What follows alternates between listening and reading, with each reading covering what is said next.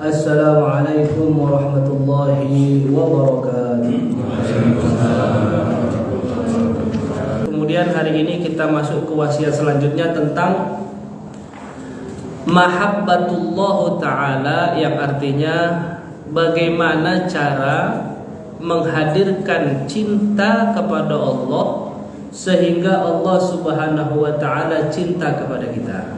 Contoh sederhana, ada anak muda umur 24 tahun, sukalah sama satu perempuan. Perempuan ini belum ada rasa cinta di hati dia buat si pemuda. Kira-kira apa usaha pemuda tadi buat menghadirkan cinta si perempuan? Segala cara akan dilakukan toh.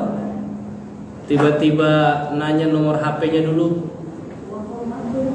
kemudian cari tahu namanya dulu, kemudian cari tahu sifatnya dulu, kemudian mulai menghubungi, kemudian mulai ajak ngobrol, diskusi, kemudian lambat laun jadi dekat. Ketika dekat lebih melebihkan perhatian, kemudian setelah itu timbullah cinta. Kalau sesama manusia saja untuk menghadirkan cinta usahanya sebegitu besar, bagaimana mungkin kita tidak melakukan hal yang sama ketika ingin menghadirkan cintanya Allah subhanahu wa ta'ala? Coba Pak, tahu nomor HP-nya Allah Pak? Gimana cara menghubungi Allah Bapak-bapak sekalian? Tahu nomor kontaknya Allah berapa? Nomor kontaknya baginda Nabi Muhammad sallallahu alaihi wasallam berapa? Bagaimana kita kalau tidak tahu nomornya menghubungi? Nomor kontaknya Allah subhanahu wa ta'ala, jumlah sholat berapa kali Pak dalam sehari? 17. Berapa rakaat setiap sholat Pak? Total 17. Dalam sehari berapa kali sholat? 5. Berarti komunikasi ke Allah berapa nomornya Pak? 517. Itu nomornya Allah. Biar kita gampang komunikasi sama Allah subhanahu wa ta'ala di 5 waktu dengan total 17 rakaat. Nomornya Nabi Muhammad piro Pak? 5536. 55 itu surat ke-55 surat apa Pak? Coba buka handphone. 55 surat apa? Enggak apa-apa, buka handphone. Ntar biar kita kasih tahu itu nomornya baginda Nabi Muhammad sallallahu alaihi wasallam. Surat ke-55. Ar-Rahman. Oh, terbalik saya. 3356. Surat 33 ayat 56. Ayat 56. Apa punya ayat 56?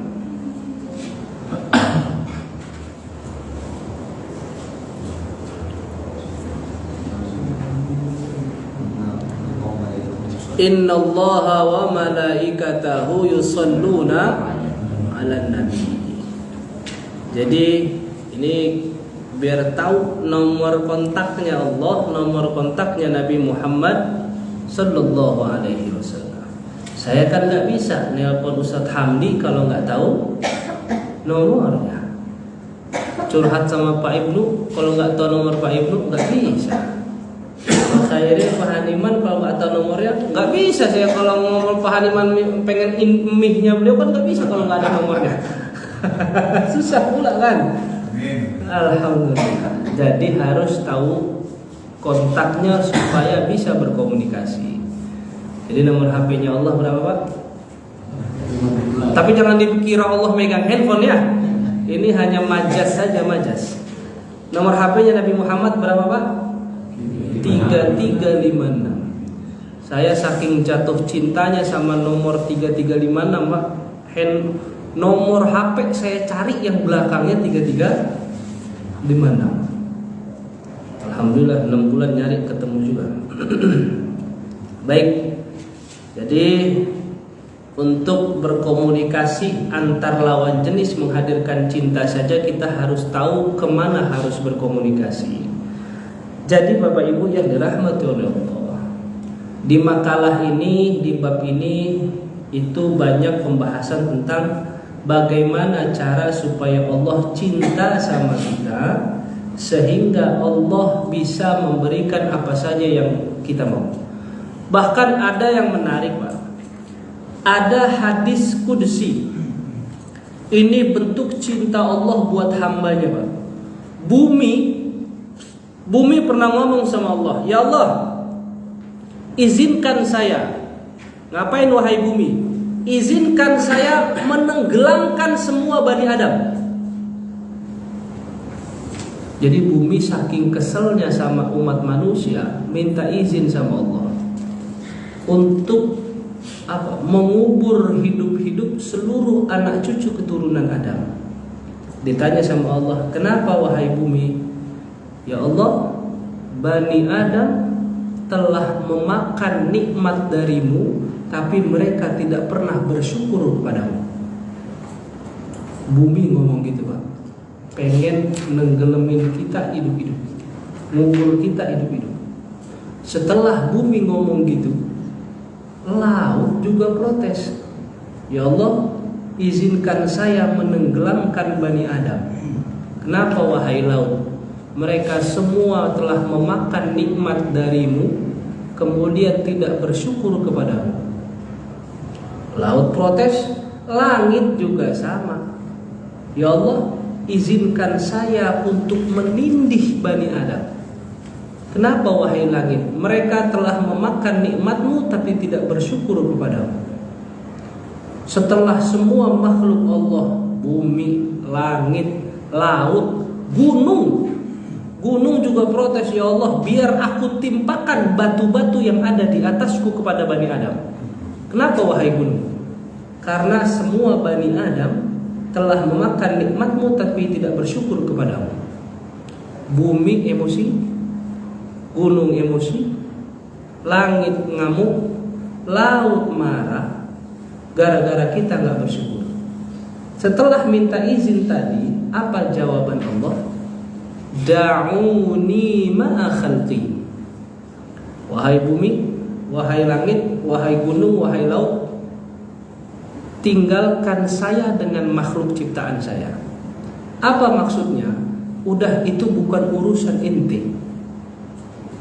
Makhlukku berurusan denganku.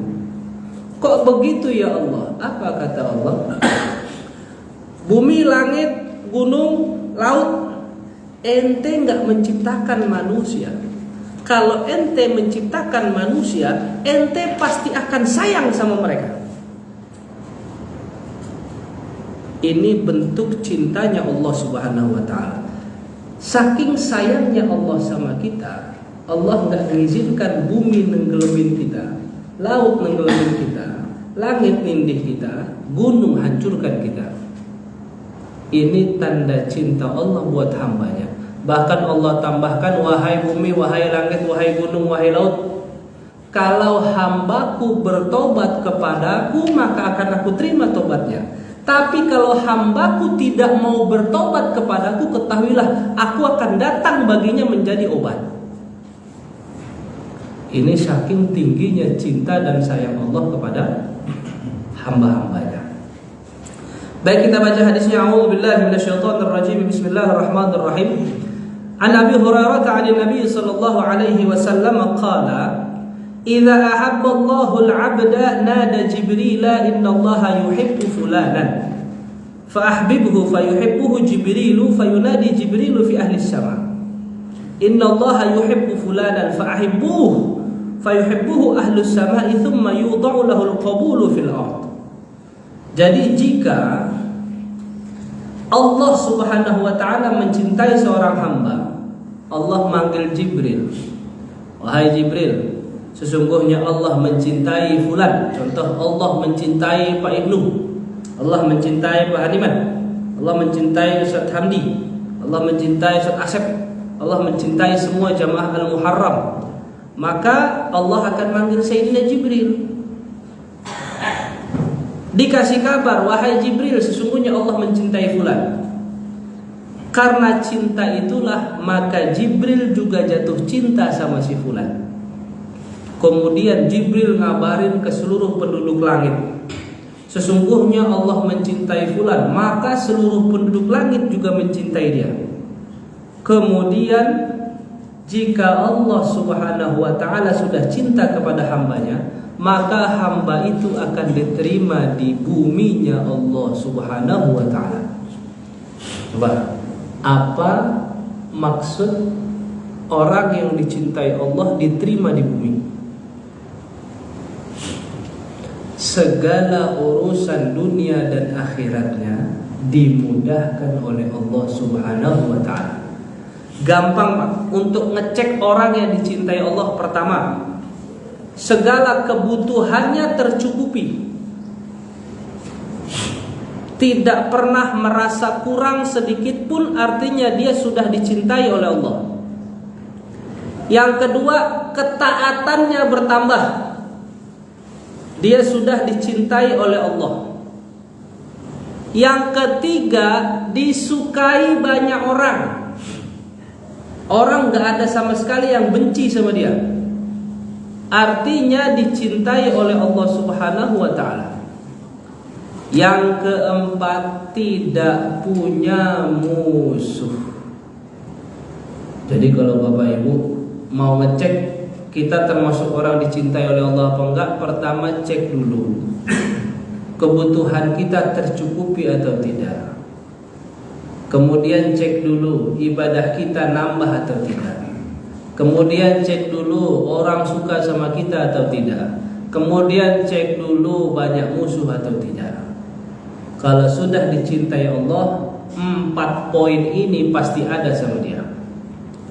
Kemudian lalu pertanyaannya, bagaimana cara kita menghadirkan cinta kepada Allah Subhanahu wa ta'ala? Itu di makalah, di poin yang pertama itu. Pertama, untuk menghadirkan cinta, hadirkan dulu takwa. Innallaha yuhibbul muttaqin. Sesungguhnya Allah suka orang yang bertakwa. Coba lihat di bawah itu. Takwa itu ada 3 cara, Pak. Yang pertama, kurangi kesalahan, banyakin kebaikan. Yang kedua, ulama fikih bilang takwa itu apa? Imtithalu awamirillahi wajtinabu nawahih. Menjalankan perintah Allah dan menjauhi apa yang dilarang. Yang ketiga, takwa itu al-khaufu minal jalil. Al-khaufu minal jalil itu artinya takut kepada Allah. Wal amalu bitanzil artinya mengamalkan segala yang Allah turunkan, Al-Quran dan juga Sunnah. Yang ketiga, al-qana'atu bil qalil, dikasih sedikit rezeki tapi ridho. Saya selalu bahas ini di mana-mana ini. Ridho dengan yang sedikit artinya kita sudah bertakwa. Yang keempat, al-isti'dadu liyaumir rahim, mempersiapkan diri untuk bertemu dengan Allah Subhanahu wa ta'ala. Itu cara yang pertama, hadirkan takwa. Yang kedua, cara biar kita dicintai oleh Allah, bersihkan hati lahir atau batin. Bersihkan diri lahir dan juga batin. Innallaha yuhibbul mutatahhirin. Cara bersihin lahir gimana, Pak? 1, tahu? Tobat. Cara bersihkan batin, 1 caranya rajin bertobat. 2 caranya husnuzon terhadap Allah dan juga makhluknya. Saya kesel banget nih umpama sama fulan. Gedeg banget lah sama mereka. Husnuzon.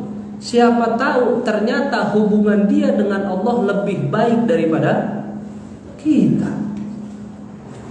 Gedeg banget nih sama capres A, capres B, capres C, udah husnuzon. Jika di antara mereka salah satu ada yang jadi presiden, siapa tahu mereka lah yang terbaik buat kita. Doakan. Jangan sampai menghadirkan perasaan suuzon. Bisa jadi dialah orang yang tercatat di Lauhul Mahfuz kalimat kulillahumma malikal mulki tu'til mulka man tasha. Bisa jadi dialah yang tercatat di Lauhul Mahfuz sebagai pemimpin Indonesia 2024. Husnuzon kepada Allah dan juga makhluknya. Ketika hadir di hati perasaan suuzon terhadap siapapun, sudah jadi jaminan bahwa hati orang tersebut kotor. Umpama nih, saya suzon aja Ustaz Hamdi, kagak tahu ngapa. Pokok kalau ngeliat dia gedeg aja bawaannya Pak, empet. Kesel aja sama Ustaz Hamdi umpama nih, berarti hati saya kok kotor. Tapi kalau saya sayang banget sama Ustaz Hamdi, cinta betul, husnuzan betul sama beliau, berarti hati saya bersih. Karena Allah bilang innallaha yuhibbul mutatahhirin. Allah suka orang yang senang membersihkan lahir dan juga batin. Bersihinlah batin tadi taubat dan husnuzan, bersihin batin banyakin ambil wudu. Kita sudah pernah praktek wudu belum Pak ya? Wudu kalau sudah benar, semua bagian yang terkena air wudu mustahil melakukan hal buruk. Wudu pertama ngapain Pak? Yang sunnah-sunnah nggak apa-apa, sunnah campur rukun nggak apa-apa, basuh tangan.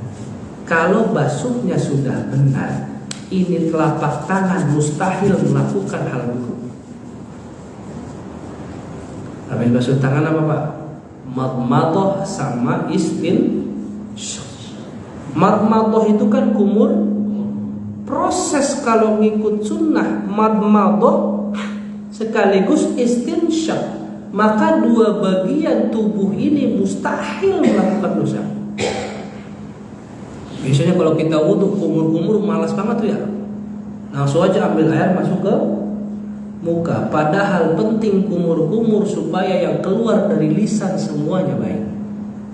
Kalau orang omongan udah nggak baik, gibah mulu kerjaan, wudu madmadahnya kagak beres. Habis madmadah istinsyaq, habis itu basuh muka. Kalau wudunya benar, orang ngelihat dia senang saja. Ya kayak saya ngeliat Pak Hadiman lah, berarti wudunya benar nih. Atau saya ngeliat Ustaz Hamdi, atau ngeliat Ustaz Ibnu, ya alhamdulillah al-muharram wudunya benar semua berarti nih.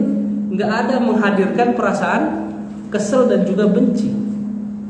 Sayang aja ngelihat dia, seneng aja ngelihatnya. Ambil contoh satu saja. Bapak-bapak kalau ngeliat Habib Umar bagaimana Pak? Habib Umar bin Hafiz. Saya dapat sanad wudu langsung dari beliau gitu. Karena betul cara beliau wudu saja sudah sangat paten, mantap ya, orang wudunya langsung lihat Nabi kok beliau. Beliau ketemu Nabi yang zotan wa manaman, dalam keadaan tidur atau terjaga. Makanya ketika sempurna wudu seorang, orang seluruh dunia akan cinta sama beliau. Siapa yang benci sama Habib Umar? Saya rasa nggak ada. Yang benci sama beliau setan sama iblis saja sudah. Karena sudah betul indah dan nikmat dipandang. Kalau basuh mukanya benar, kemudian tangan, kepala, kuping dan seterusnya, kalau betul proses pembersihan lahirnya begitu, maka insya Allah semua bagian ini malas ngelakuin dosa. Kalau biasa sering jalan ke tempat maksiat, wudunya pas bersihin kaki jangan senggol sama air doang Pak. Nah kan kalau wudu biasa begitu ya, kalau buru-buru buka keran begini doang Pak. itu wudu yang tidak akan berpengaruh sama sekali. Kan biasa begitu, saya sering banget ngeliat itu. Wudu buka keran, kaki disenggolin sama air doang. Bersihkan celah-celahnya, bersihkan semuanya. Maka hal itu menjadi proses pembersihan kita dari segi lahir dan juga batin. Jadi cara menghadirkan cinta Allah, pertama takwa, yang kedua bersihkan lahir dan juga batin, yang ketiga berlaku adil. Apa adil? Apakah adil harus sama atau tidak? Adil itu harus sama atau tidak, Pak? Tidak mesti sama. Contoh, seorang orang tua punya anak dua, ingin berlaku adil sama kedua anaknya. Anak satu umur 15 tahun, anak kedua umur 9 tahun. Kalau dibelikan hal yang sama, kira-kira adil apa malah berbahaya? Bahaya, Pak. Anak umur 9 tahun dibeliin sepeda. Anak umur 15 tahun dibeliin sepeda. Sepedanya sepeda BMX yang agak tinggi. Anak umur 9 tahun dibeliin sepeda yang sama. Itu bukan adil namanya. Karena adil tidak serta-merta harus sama. Adil artinya memberikan kebutuhan orang lain sesuai dengan porsi yang dia butuhkan. Itu namanya adil. Umpama punya istri dua, mau adil bagaimana? Contoh. Punya istri dua, adil gimana? Apakah harus beli rumah yang sama gedenya? Atau kasih nafkah yang sama jumlahnya? Atau kasih apa? Bukan begitu adil. Adil itu memberikan kebutuhan dua istri ini sesuai dengan kebutuhannya dan porsinya. Istri pertama dikasih sebulan 4 juta. Kenapa? Karena anaknya 3. Istri kedua dikasih sebulan 2 juta. Kenapa? Karena belum punya anak, atau bisa jadi anaknya cuma 1. Kalau dipikirkan kayaknya enggak adil, 4 juta sama 2 juta. Tapi adil itu bukan serta-merta sama, tapi memberikan kebutuhan orang lain sesuai dengan porsinya masing-masing. Kita ambil contoh. Di Papua itu butuh pembangunan jalan yang masif. Pembangunan jalan karena masih hutan. Kalimantan juga pembangunan jalan karena masih hutan. Tiba-tiba di Jakarta yang udah kagak ada lahan dianggarkan pembangunan jalan. Kira-kira pemerintah adil atau tidak? Tidak. Lahannya sudah nggak ada. Kalau memang tidak ada, artinya memberikan kebutuhan orang lain sesuai dengan porsinya. Mana lebih bagus? Ngasih ikan ke nelayan apa ngasih pancingan? Pancingan. Tapi ya nggak apa-apa. Yang ketiga berlaku adil. Yang pertama adil dalam rumah tangga. Yang kedua adil dalam masyarakat. Yang ketiga adil dalam agama. Yang keempat adil dalam negara. Adil dalam rumah tangga tadi sudah. Yang kedua adil dalam masyarakat. Apa contohnya, Pak? Pengurus wilayah, RT, RW dan juga DKM masjid harus berlaku adil. Dalam hal apa? Dalam hal pendistribusian hak dan kewajiban. Ini sering jadi masalah ini di masyarakat kita ini. Distribusi zakat, kemudian distribusi hewan kurban, sering jadi masalah itu. Silakan dites RT RW Bapak Ibu sekalian. Pernah nggak mereka mengupdate data warganya 3 bulan sekali? Saya belum nemu, Pak.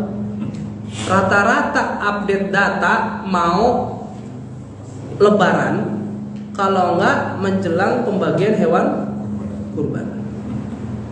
Akhirnya penyalurannya tidak merata dan sesuai kebutuhan. Pernah saya di salah satu masjid ketika ngecek data zakat, saya minta sama RT RW setempat, ini betul sudah update atau belum? Ini data kapan? 2 tahun yang lalu, Ustaz.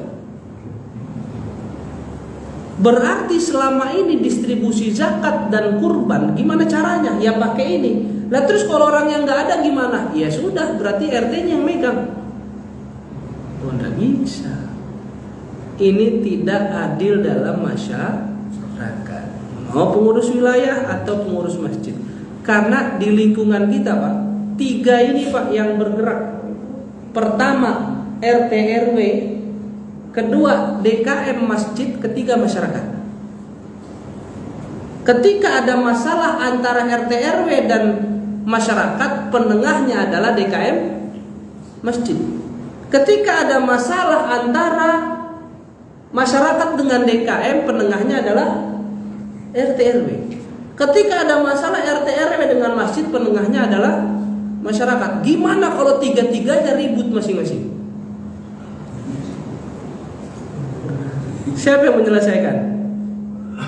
Ya masyarakat yang lain, tetangga terdekat dari kampung setempat. Itu yang ketiga, berlaku adil. Yang keempat, berani melakukan kebaikan. Ini makalah insya Allah dibaca sendiri juga enak ini, bahasanya ringan. Alladzina yunfiquna fis sarra'i wad dharra. Berani melakukan kebaikan artinya berani menginfakkan apa yang kita punya dalam keadaan senang atau dalam keadaan susah. Pak, kadang Allah itu buat saya luar biasa. Kenapa? Mancing kita buat kaya. Kadang Allah mancingnya di saat kita lapar. Wah, ini ajaib luar biasa. Ini pengalaman pribadi. Saya di Mesir sama istri itu pernah satu kali momen beras itu hanya tinggal gelas beling, itu tinggal adalah 1 gelas lah. Itu tinggal segitu beras saya sama istri. Sedangkan nunggu beasiswa itu tinggal 2 hari lagi baru cair beasiswa. Artinya beras ini harus saya bisa makan sama istri dalam jangka waktu 2 hari, Pak. Datang ibu-ibu ke rumah cuman ngomong, "Ya bani, anal ju'." Nah, saya lapar. Endak ta'am, kata beliau. Punya makanan enggak kamu? Kalau saya bilang enggak punya, kira-kira saya bohong atau enggak? Bohong. Sedangkan memang saya punya beras, ada beras. Itu bisa dimakan. Saya tanya istri, kamu lapar enggak? Kata istri saya, aku enggak lapar. Saya ngerasa perut, kayaknya perut saya juga enggak lapar. Kita tahu ilmunya, kita tahu rumusnya. Ngasih dalam keadaan susah, Allah akan angkat kita dan ngasih lebih dari apa yang kita butuh. Saya bilang sama tuh ibu, "Andirus hakaza kifaya wa lalla." Bu, saya punya nasi beras segini, kira-kira cukup apa enggak? Ibunya cuma jawab, "Yabni kafash." Wahai anakku, beras segitu cukup buat saya makan. Bismillah sudah. Tapi kalau nanti bapak ketemu momen itu habis ngasih beras, jangan mikir. Karena saya sempat habis ngasih beras mikir, Pak. Ini saya sama istri mau makan apa? Enggak lama, Pak, dari ibu itu datang. Allah tahu gejolak hati kita, dan mungkin Allah melihat saya lulus sekali saat itu. Malamnya ada tetangga namanya Abu Ahmad, nggak ada angin, nggak ada apa, Pak. Gedor rumah bawa beras 1 karung, berat beras itu 25 kilo. Saya cuma ngasih beras berapa? 1 gelas juga nggak ada kayaknya itu. Ya artinya berani melakukan kebaikan, Allah akan kasih lebih dari yang kita butuh. Alladzina yunfiquna fis sarra'i wad dharra. Orang-orang yang berani menginfakkan hartanya dalam keadaan senang ataupun dalam keadaan sempit. Wal kadhiminal ghaidha. Orang-orang yang berani menahan amarahnya. Wal 'afina 'anil nas. Berani memaafkan orang lain.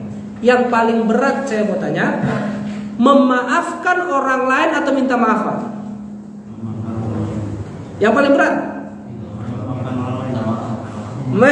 Benar, memaafkan atau minta maaf? Saya nanya yang paling berat. Minta maaf.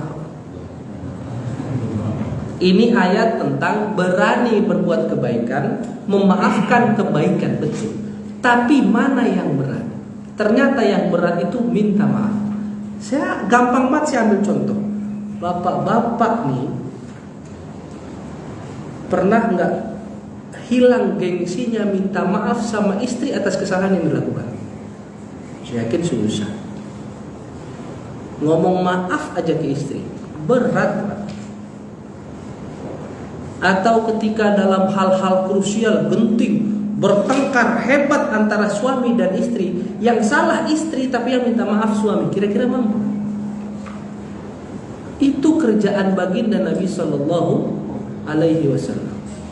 Yang salah siapa, yang minta maaf siapa? Rumah tangga itu kalau kata saya punya guru, itu akan keluar baiti jannatinya ketika suami gampang minta maaf sama istri. Hilang gengsinya untuk minta maaf. Itu mantap. Kemudian yang kelima, terakhir, sekalipun masih banyak, tidak apa-apa, nanti bisa dibaca masing-masing. Di antara cara menghadirkan cinta Allah adalah bersikap sabar. Innallaha yuhibbus sabirin. Sudah hampir beberapa bulan ini, saya punya guru di Mesir itu bilang sama saya, ya Muhammad, ghayyir du'aak. Ya Muhammad, di akhir zaman ini rubah doamu. Dulu kan saya kalau doa, ya Allah, Allahumma rizqna rizqan halalan thayyiban katsiran mubarakan. Ya Allah, berikanlah saya rizki yang halal, yang baik, yang banyak dan berkah. Ternyata doa itu saya disuruh ganti. Kalau saya, Pak, ya, kalau bapak-bapak enggak apa-apa, doa apa saja. Saya cuma ngomong, ya Muhammad, ghayyir du'aaka bi du'ai Allahumma ja'alna min ibadika salihin wa ja'alna min ibadika syakirin wa ja'alna min ibadika sabirin wa wakhtimna bi husnil khatimah wa khtimna bi qawli asyhadu an la ilaha illallah wa asyhadu anna Muhammadar Rasulullah. Saya tanya, ya Syekh, kenapa doa itu ya Muhammad? Akhir zaman 5 doa ini yang kita butuh. Apa artinya? Yang pertama, setelah saya renungi doa ini, ternyata doa ini tinggi sekali nilainya kalau dikabul oleh Allah. Yang pertama, Allahumma ja'alna min ibadikas salihin. Ya Allah, jadikanlah kami termasuk hamba-hambamu yang saleh. Wa ja'alna min ibadikas syakirin. Jadikanlah kami hamba-hambamu yang pandai bersyukur. Yang ketiga, waj'alna min ibadikas sabirin. Ya Allah, jadikanlah kami hamba-hambamu yang pandai bersabar. Wakhtimna bi husnil khatimah. Tutuplah usia kami dengan keadaan husnul khatimah. Wakhtimna bi qawli, dan tutuplah usia kami sehingga kami mampu mengucapkan asyhadu an la ilaha illallah wa asyhadu anna Muhammadar Rasulullah. Makanya doa untuk sabar itu penting. Cocok nih sama poin kita yang kelima. Wallahu yuhibbus sabirin. Allah mencintai orang-orang yang sabar. Nah, itu di situ ada apa tuh? Saya rinci sedikit. Ada kisah orang-orang yang sabar. Yang pertama, sabar terhadap istri. Kisahnya kisah Syekh Abdurrahman Bajal Haban, Yaman. Beliau diangkat jadi kekasihnya Allah karena sabar ngadepin istri, Pak. Syekh Abdurrahman Bajal Haban kerjaannya di rumah diomelin mulu sama istri. Tapi beliau sabar. Karena sabar diomelin sama istri, maka diangkat dia jadi waliullah. Jadi bapak-bapak kalau punya istri sering ngomel, sabar. Karena bisa jadi diangkat jadi kekasihnya Allah. Tapi insya Allah ibu-ibu Al-Muharram nggak pernah ngomel ya Bu ya. Lebih sabar ibu-ibu di sini gitu, insya Allah. Yang kedua, sabar terhadap anak. Siapa kisah paling krusial tentang anak durhaka, Pak? Malin Kunda. Ya bolehlah. Tapi ada dulu kisahnya Nabi Nuh alaihi salam. Bapak anaknya Nabi Nuh siapa, Pak? Kan'an. Kan'an sudah tahu bahwa ayahnya adalah seorang nabi. Kan'an sudah tahu bahwa ayahnya dapat wahyu dari Allah. Tapi Kan'an tidak beriman kepada apa yang dibawa oleh ayahnya. Ketika diwahyukan oleh Allah, wahai Nuh, bangunlah kapal karena nanti akan datang banjir bandang. Bang, saya pun berpikir Pak ketika baca ini, kalau saya hidup di zaman Nabi Nuh, belum tentu juga saya beriman sama Nabi Nuh. Kenapa? Kagak ada mendung, kagak ada hujan. Tiba-tiba Nabi Nuh bangun kapal di tengah-tengah depan masjid itu Pak. Laut jauh, daerah-daerah hutan. Karena di Quran itu ada tulisannya tanur. Tanur itu satu daerah yang ada dapurnya, itu jauh dari laut. Tanur, orang-orang dulu kan bilang dapur itu tenur. Ya bahasa Qurannya tanur, dapur yang satu tempat yang khusus buat urusan belakang deh, kamar mandi. Kalau kita namanya dapur. Nah Nabi Nuh alaihi salam begitu, anaknya kagak mau nurut, disuruh naik kapal, anaknya kagak mau. Anaknya bilang apa? Ngapain naik ke kapal? Saya naik aja ke atas gunung atau bukit. Dia nggak tahu Nabi Nuh dapat wahyu dari Allah. Ketika sudah sampai atas bukit, ternyata airnya sampai atas bukit. Baru Kan'an mau ikut ayahnya, sudah terlambat. Persis seperti terlambatnya Fir'aun beriman kepada Allah. Fir'aun kalau aja taubat sebelum napasnya sampai kerongkongan, pasti diterima taubatnya oleh Allah. Karena Allah bilang, innallaha yaghfiru dzunuba jami'a. Allah mengampuni semua dosa, sekalipun dosanya seperti kelakuan Fir'aun. Yang ketiga, sabar terhadap masyarakat, contohnya Nabi Muhammad. Yang keempat, sabar terhadap ujian Allah, contohnya Nabi Ayub. Apa ujian Nabi Ayub, Pak? Dikasih sakit oleh Allah dalam waktu yang lama. Baik Bapak Ibu yang dirahmati oleh Allah Subhanahu wa taala, untuk selebihnya insyaallah pertemuan selanjutnya kita akan bahas ini cara bagaimana menghadirkan cinta Allah Subhanahu wa taala. Baik, wassallallahu ala khairi khalqihi Muhammadin wa ala alihi wa ashabihi ajma'in bi rahmatika ya arhamar rahimin. Walhamdulillahi rabbil alamin. Allahumma istawda'na bima 'allamtanahu fardudhu ilaina inda hajatina ilaih. Ya Allah, kami titipkan apa yang telah Kau ajarkan kepada kami ya Allah. Kembalikanlah ilmu tersebut di saat kami membutuhkannya ya Allah. Wassallallahu ala khairi khalqihi Muhammadin wa ala alihi wa ashabihi ajma'in bi rahmatika ya arhamar rahimin. Walhamdulillahi rabbil alamin.